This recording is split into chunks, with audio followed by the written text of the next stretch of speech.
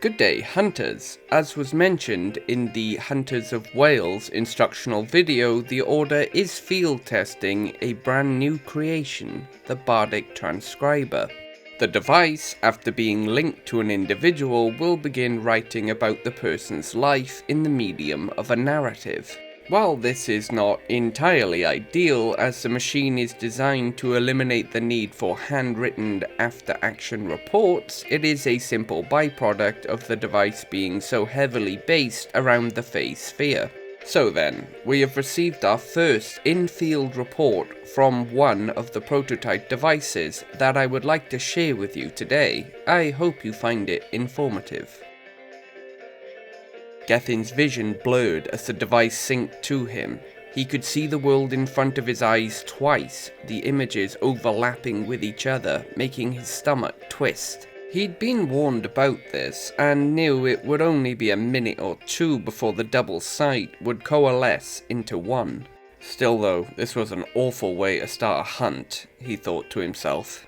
Gethin was what most would call a young master. He was 42 years old, but that didn't matter to the old boys. He'd only gained his rank 5 years ago, and so to them was still a child. As Gethin's vision began to resolve into a single image once more, he went over the contract again before he left the relative safety of his 1990s Ford Transit. Repnere. Dragon burned them. He hated Repnere, and this one was worse than normal. It's the same problem with the whole damn sphere. It's too much like ours, he thought to himself, disgruntled. If you're up against a Skinner theory, you know they want your skin. If you're looking to deal with a wraith, you know to be polite. And if you're talking to a she, you know they're going to be snarky buggers. But the abomination sphere, yeah, there's vague outlines of what most will do, but then there are those that are the outliers. This particular specimen was, like most other Repnere, only attacking people by chance, not actively hunting them. Then, a group of journeymen decided to try to take it down for the payday. According to the report Gethin had read, of the 5 that attacked it, only 2 escaped, and since then, it had become a man-eater, actively hunting people, and most disturbing of all, only eating about 10% of what it killed. Idiot kids, thought Gethin, before conceding to himself that was unfair. It wasn't too long ago when he was in the same position, struggling to get by. He shook his head. If he stayed on this track of thought, he'd never move, just keep procrastinating. He opened the door, lifting the weird box onto his lap. Okay, so it's like those Chinese New Year lanterns. How a little balloon filled with warm air from a candle was going to lift this heavy thing, he had no idea. But they did say there was a lot of anomalous stuff in it, so Gethin lit the candle, holding the opening to the balloon just above it. Sure enough, the balloon filled out, just as he expected, but then, both shocking and confusing Gethin, he felt the weight of the box lift from his legs. The thing seemed to hover about 2 meters off the ground, simply bobbing gently as that unnerving eye just stared at him. Okay, Gethin said to himself as he stepped from the van. As he walked to the back doors, he noticed the odd box was following him, but how it was propelling itself, he had no idea. Opening the back of the van, Gethin retrieved the tools he felt best suited the job he was facing. An old double-barrel shotgun his master had given him years back that was quickly becoming the shotgun of Theseus, a collection of tungsten slugs he'd bought from his friend Adam, a large stick of yellow chalk he'd stolen from his niece, and what he referred to as Plan B. Plan B was a metal cylinder that fit in the hand. Inside the cylinder was a metal spike and an explosive charge. The device was originally meant for climbing, to create fastening points for rope by blasting the metal spike into rock. However, this one, with its rather higher explosive potential, could be used as a weapon in a pinch, but only as a last resort.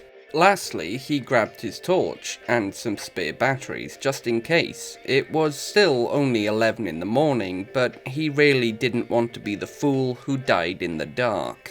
He'd come back for the petrol after it was dead. The Repnere's territory was one of the large patches of forest lining a valley, and thankfully it was a popular dog-walking location, so he was able to drive quite deep into it along a paved track. He'd been wandering on foot for the past 20 minutes, keeping his eyes open and on the trees, but still enjoying the walk despite himself, and then he saw it. It would have been better if it had been a human, Gethin thought, while stifling a retch. You get used to seeing people in that state, but not them.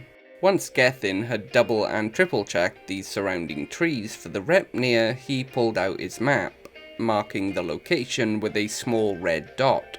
Upon the tree, he drew an arrow in the direction of the van. He made a mental note to buy Bingo some treats on the way home.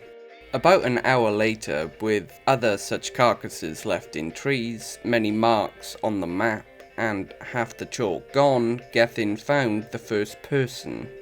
Then quite a bit more.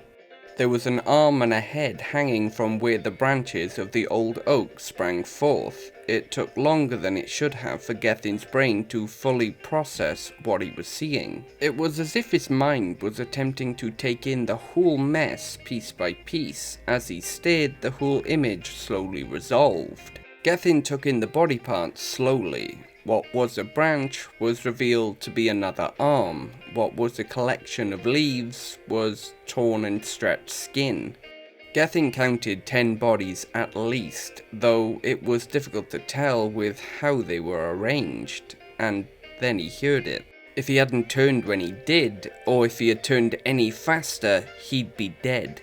The Repnere had pounced from a tree behind him. It had set a trap, Gethin thought, while falling under the monster's weight. He was in the worst place to be when dealing with a Repnere. Melee. Not only that, but pinned beneath it, its mouth having just missed Gethin's head, though from the hot, wet feeling running down his face, not his ear. The creature, feeling Gethin struggle beneath it, seemed to be trying to get its jaws around his head, but had noticed the shotgun Gethin was still trying to maneuver into position. As Gethin both struggled against the creature's weight while also trying to keep moving the shotgun between them, all he could think was, "I wish that bloody box would shut up." The Bardic Transcriber furiously scratching away onto its paper to record the events. Suddenly, disquietingly fast, the Repnere leapt away. Gethin felt his femur crack as the creature sprang from it. His vision blurred from the intense pain, but he pulled himself onto his other knee and raised the shotgun before it could pounce again. Gethin stared down the barrel at the thing. He knew he'd never have a chance to reload, so 2 shots would be all he'd get. The Repnere's 2 forward-facing eyes were locked on him, while its 2 side eyes were scanning for a route to cover. 2 shots, thought Gethin frantically, one to make it pounce, the other to knock it out of the air. It was a terrible idea, Gethin knew, but if he waited too long, it could regain the high ground and its cover.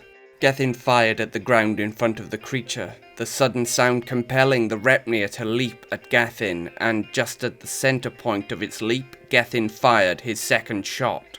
The Repnere flew back, crashing into a tree behind it and slumping to the floor. Gethin knew that wouldn't be enough, and began loading new slugs while trying to stand. He'd have to fire at it from close range to be sure. It hurt like hell, but it was definitely a minor fracture, not a break. He wasn't going to put too much weight on it, but he could use it to stabilize himself. Gethin was almost about to put one of the new slugs into that bloody flying box before he decided against it. He knew it was essentially a camera, but it felt like a creepy person watching and not helping. As he hobbled up to the Repnere, he felt a sudden twinge of empathy. After all, it was a person once. Suddenly, it twisted and leapt at Gethin again, knocking the shotgun from his hands.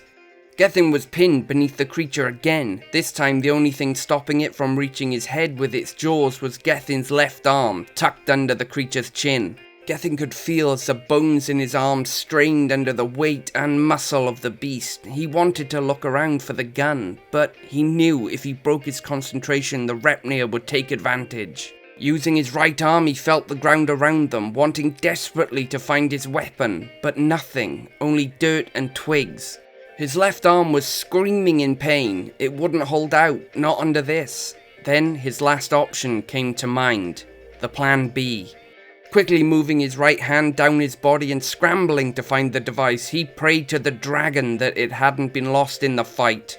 Got it, he thought, nearly drunk on relief. He brought it up to his eyeline, wanting to make sure it wasn't the torch. He was in luck. While the Repnere strained and gnashed, trying to kill him, he positioned the device. It would need a short, quick jab to activate. Gethin took a deep breath and began to count down. 3, 2... His arm snapped. As the Repnere threw itself forward, now with the resistance gone, the speed of its body activated the plan B. As the bones in Gethin's wrist crumbled in several places due to the extreme recoil of the plan B, the Repnere exploded as the extremely high pressure inside its body was suddenly released. Gethin, exhausted, broken and covered in dead Repnere, used voice commands on his phone for emergency assistance, then fell into darkness. So, that was the results of our first test of the Bardic Transcriber, and personally, I think it works pretty well. There are obviously some minor bugs to work out, such as the writing sounds it emanates, as it could give hunters away, but still, I think it was rather successful. Oh, Gethin was fine, by the way. He's recovering currently in hospital, and the Repnere's body was burned before decay could begin. But that will be all for today, with Arthur's might and Merlin's wisdom. Thank you.